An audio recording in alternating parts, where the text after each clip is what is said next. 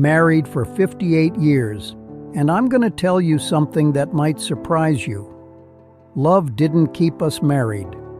Feelings didn't carry us for 6 decades. Excitement didn't either. Because excitement fades. Butterflies settle. Real life begins. And if you don't know what holds a marriage together when the feelings shift, you won't make it to year 8. When Mary married me, she didn't marry the calm 80-year-old Rick you see now. She married a young man freshly home from war, disciplined, controlled, structured, a little hard around the edges. I was relieved to be alive, over the moon, in love with her. But I didn't yet know how to be a husband. War does something to a young man. Even when you come home standing upright, even when you shake hands and smile for photos, something inside you is still on alert. Loud sounds made me tense. Certain smells brought back memories I didn't ask for. There were nights I woke up faster than I should have, heart racing, staring into a dark room that was perfectly safe. I didn't talk about it much. Men didn't back then. You handled it. You pushed it down. You redirected. If a memory surfaced, I'd step outside, take a breath, remind myself I was home. Mary didn't need to carry images she'd never seen. She deserved peace. So I learned to steady myself quietly. But adjusting took time. I had survived something intense. Now I had to learn tenderness. I loved Mary deeply, fiercely. I would have done anything to make her happy, and in many ways I tried to love her through action. Work hard, provide, fix things, show up. But being a good husband is more than protection and provision. Nobody sat me down and explained how to do it. There wasn't a manual. I watched my father. I watched my uncle, strong men, faithful men, quiet providers. I respected them deeply, but I wanted to be more than silent strength. I wanted to be present, emotionally available, gentle without losing backbone. That didn't happen overnight. I had to unlearn certain hardness. I had to learn that vulnerability in marriage isn't weakness, it's trust. I had to learn how to sit at the table and really listen. And slowly, year by year, Mary helped shape me into a better man than the one who first came home. Not by demanding it, but by loving me through the adjustment. And that is something I will always be grateful for. And that's where most marriages quietly begin to crack. If you want a marriage that lasts longer than the honeymoon phase, sit with me for a few minutes. Because this isn't theory, it's 58 years lived. Before we go any further, if you believe marriage still matters, in a time when commitment is treated like something temporary, I'd appreciate you subscribing. It allows me to keep sharing the lessons life took decades to teach me. I read the comments myself, and many of your stories stay with me long after I close the screen. Now I see a lot of people wanting long marriages, but wanting it and building it are very different things. My name is Richard Lawson. Most folks call me Rick. I'm 80 years old. Mary and I have been married for 58 years. We raised Tom and Lisa in Cedar Falls, Iowa. I worked 35 years at the same manufacturing plant. But my proudest accomplishment isn't the retirement plaque nor the war medals. It's the woman sitting across from me at breakfast every morning. Now let me take you back to the beginning, because the beginning was not smooth. It was strange. When I came home from the war, I thought the hard part was over. I thought surviving meant I was ready for anything. I was wrong. You can survive chaos and still not know how to live in peace. I was used to order, structure, clear command, clear expectation. Marriage is not command and control. Marriage is rhythm, and rhythm takes adjustment. Mary was soft-spoken, thoughtful, emotionally aware. I was steady, but guarded.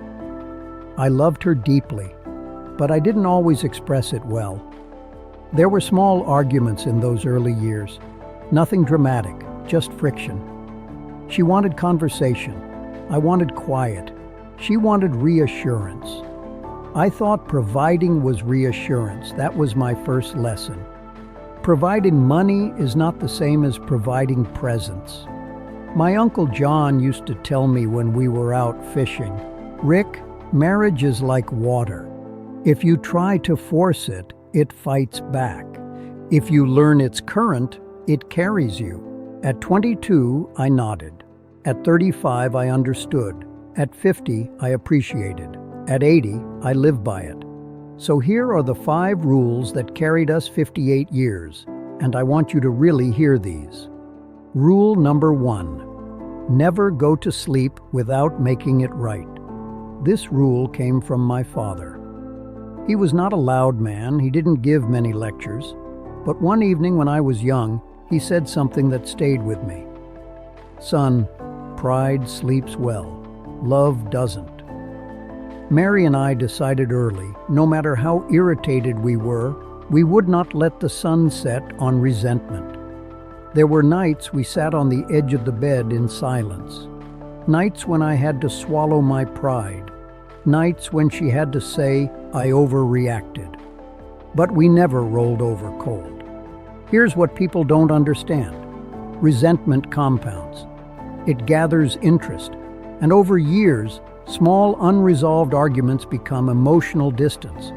We chose connection over ego every time. 58 years later, that single rule may have saved us more than romance ever did. Rule number 2, be a force of giving. Marriage is not 50-50. That idea sounds fair. It fails in reality, because on some days your spouse only has 30%.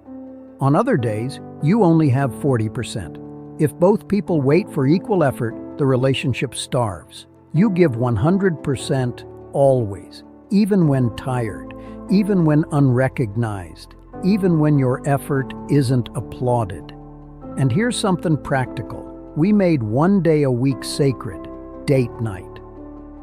When the kids were young, we brought Tom and Lisa to my parents or Mary's parents every week.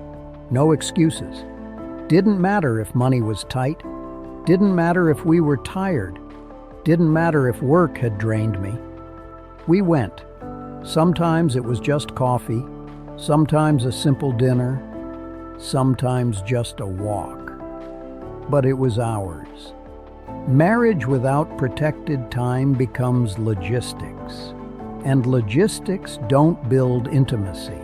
We still keep that rhythm after 58 years because you don't maintain connection by accident.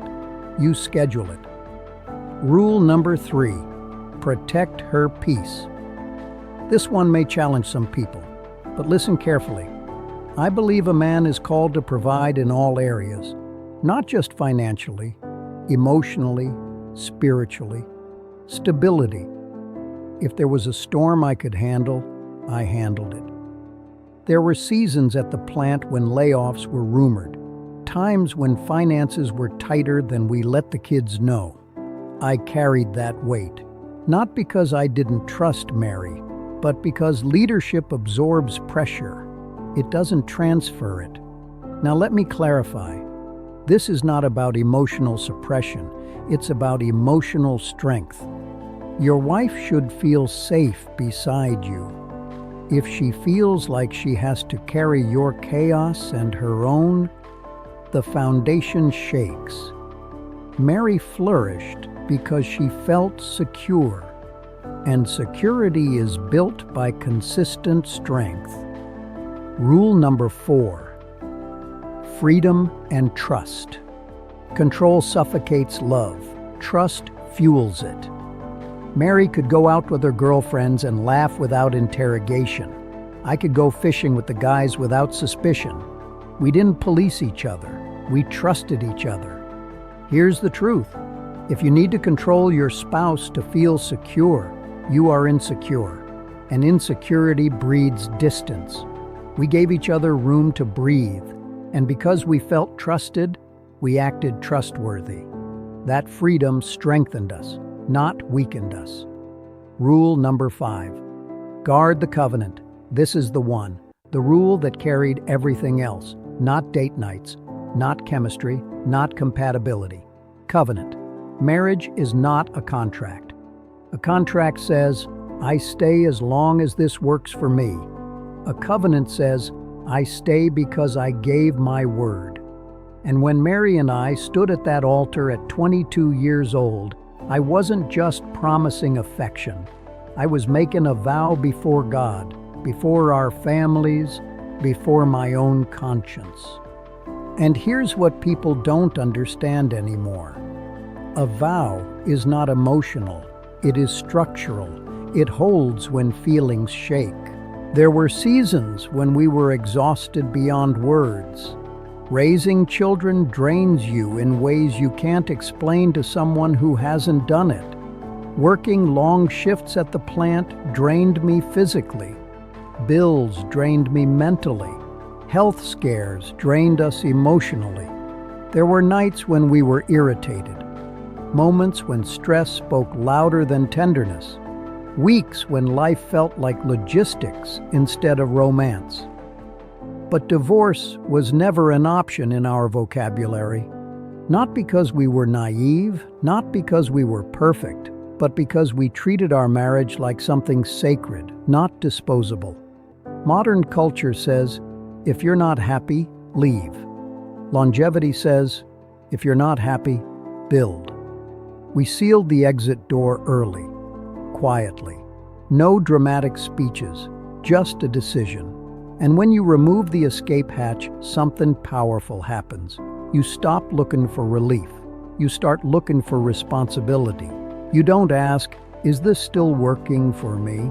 You ask, how can I make this stronger? That shift changes everything. A covenant forces growth. It matures you. It humbles you. It teaches you endurance, and endurance creates depth. At 80, I don't just love Mary, I respect her, I trust her. We've walked through storms most people would have quit in. That kind of bond doesn't happen by accident. It's forged through pressure, through sacrifice, through choosing each other when it would have been easier not to. Marriage doesn't collapse in one dramatic moment. It erodes quietly, in postponed conversations, in pride left unchecked, in appreciation left unsaid. You don't lose a marriage in one explosion. You lose it in inches. We protected inches. That's why we have decades. A covenant shapes you. It shaped me. I came home from war, structured, guarded, hard. Mary softened my edges. I strengthened her confidence. That's partnership, not control, not competition. Two people refining each other. When you understand your vow is sacred, you move differently. You guard your tone. You guard your habits. You guard your home. Because what you build deserves protection. And when two people guard the covenant together, something rare forms. Safety. The kind where you can grow old without pretending. The kind where you can admit weakness without fear. The kind where certainty replaces anxiety.